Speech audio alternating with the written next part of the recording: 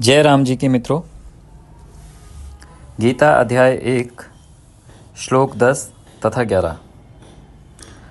अपर्याप्तं तत् अस्माकं बलं भीष्म अभिरक्षितं पर्याप्तं तु इदम् एतेषां बलं भीम अभिरक्षितम्।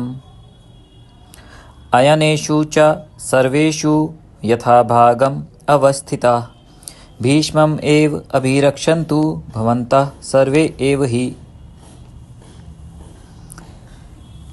दुर्योधन आचार्य द्रोण से कहते हैं, भीष्म पितामह द्वारा रक्षित हमारी वह सेना सब प्रकार से अपर्याप्त अर्थात अजय है और भीम द्वारा रक्षित इन लोगों की यह सेना जीतने में सुगम है अर्थात पर्याप्त है, हमारे लिए पर्याप्त है, हम इसे निपटा देंगे। इसीलिए सब मोर्चों पर अपनी अपनी जगह स्थित रहते हुए आप लोग सबके सब ही निसंदेह भीष्म पितामह की ही सब ओर से रक्षा करें। व्याख्या। यह दोनों श्लोक भी दुर्योधन की सूक्ष्म बुद्धि का दर्शन करा रहे हैं। जब महाभारत का युद्ध होने वाला था तो दुर्योधन अपनी 11 अक्षौहिणी सेनाओं के सेनापति नियुक्त करके भीष्म पितामह के पास जाते हैं और उनसे ये कहते हैं कि बिना एक व्यक्ति की आज्ञा में रहे बिना कोई बड़ा युद्ध नहीं जीता जा सकता। जिन 11 अक्षौहिणी सेनाओं के सेनापतियों के साथ वे गए थे उनके नाम है कृपाचार्य, द्रोणाचार्य, शल्य, जयद्रथ, सुदक्षिण, कृतवर्मा, अश्वत्थामा, कर्ण, भूरिश्रवा, शकुनी और वाहलिक। दुर्योधन ये जानते हैं कि भीष्म पितामह सभी नीतियों के ज्ञाता हैं, उन्हें युद्ध नीति का पूर्ण ज्ञान है। अपने जीवन में पहले अकेले ही बड़ी सेना को भी वो लड़कर परास्त कर चुके हैं। भगवान परशुराम तक को युद्ध में उन्होंने जीतने नहीं दिया, अपितु उनको हार का मुख ही दिखा दिया। ऐसे भीष्म पितामह हैं। तो दुर्योधन को ये पूर्ण रूप से विश्वास है कि भीष्म पितामह के द्वारा यदि हमारी सेना रक्षित है तो निश्चित रूप से वो अजय रहेगी। यदि भीष्म पितामह के आज्ञाओं का हम पालन करेंगे तो निश्चित रूप से हम अजय रहेंगे। दूसरी ओर वो ये कहते हैं कि जो भीम है, भीम तो संयमी नहीं है भीष्म पितामह की भांति, अतः वो स्थूल बुद्धि, चपल और युद्ध विद्या में अकुशल भीम के द्वारा यह पांडवों की सेना हमारे द्वारा जीती जा सकती है। इसलिए दुर्योधन द्रोणाचार्य को ये कहते हैं कि आप सब लोग मिलकर मुख्य रूप से भीष्म पितामह की ही रक्षा करें। इसके पीछे एक गुप्त कारण भी है जो श्लोकों में नहीं आया है, लेकिन यदि हम महाभारत का अध्ययन करें तो हमें पता चलता है। एक महारथी है, एक बहुत बड़ा योद्धा है, उसका नाम है शिखंडी।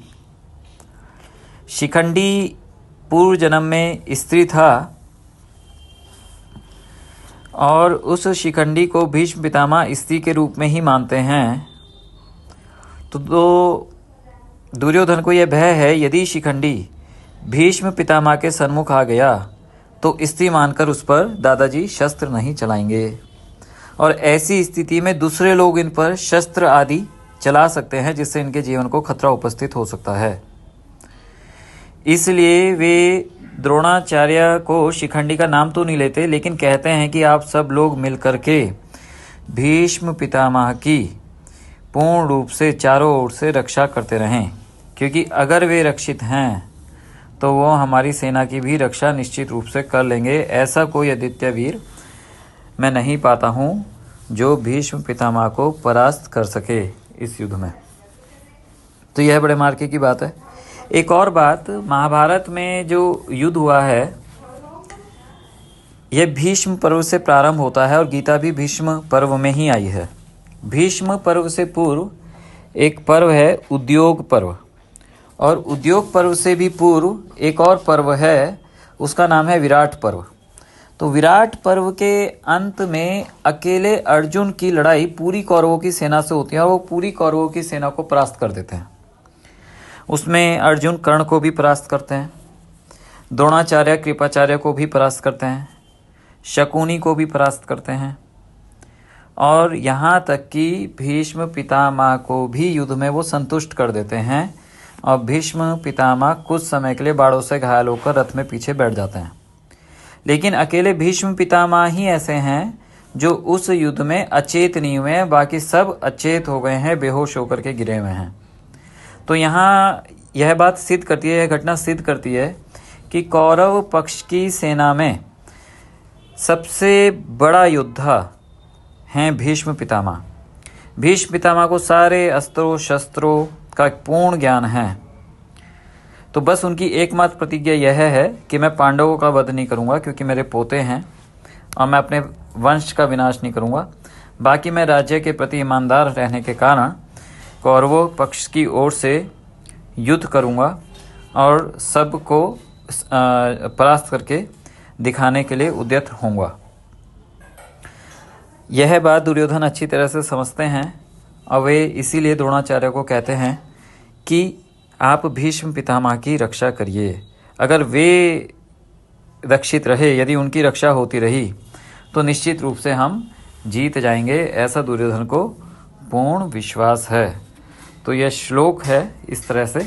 कुछ आचार्यों ने इसकी व्याख्या, जो ऊपर वाला श्लोक है, अपर्याप्तम तदस्माकं बलम भीष्म अभिरक्षितम पर्याप्तम त्विदमे तेषां बलम भीम अभिरक्षितम, का अर्थ इस प्रकार से क्या है कि दुर्योधन ये कह रहा है कि भीष्म की रक्षा, भीष्म के द्वारा जो रक्षित सेना है, इसका बल कम है और जो भीम वाली है इसका बल अधिक है। तो ये जो व्याख्या है कुछ शास्त्रकारों की, ये सही नहीं है, क्योंकि जो प्राचीन व्याख्याएं हैं गीता के, जो सबसे पुराने भाष्य हैं, उनमें तर्क दृष्टि से यही समझ में आता है कि दुर्योधन अपनी सेना की प्रशंसा कर रहा है और भीम के द्वारा अभिरक्षित सेना को अपने से कम समझ रहा है। यही हमारे प्राचीन भाषा भी कहते हैं और इसी के अनुसार हमने व्याख्या करी है। अन्य आधुनिक आचार्यों ने जहाँ इसका विपरीत अर्थ बोला है उसको हमने छोड़ा है।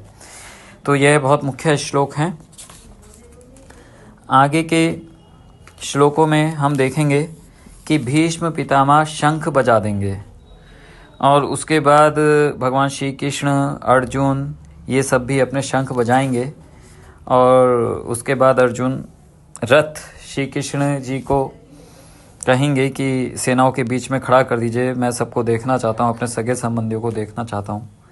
तो अपने सगे संबंधियों को बार बार निहार करके, देख करके उनके आंखों में पानी आ जाएगा, क्या हम सब नहीं रहेंगे।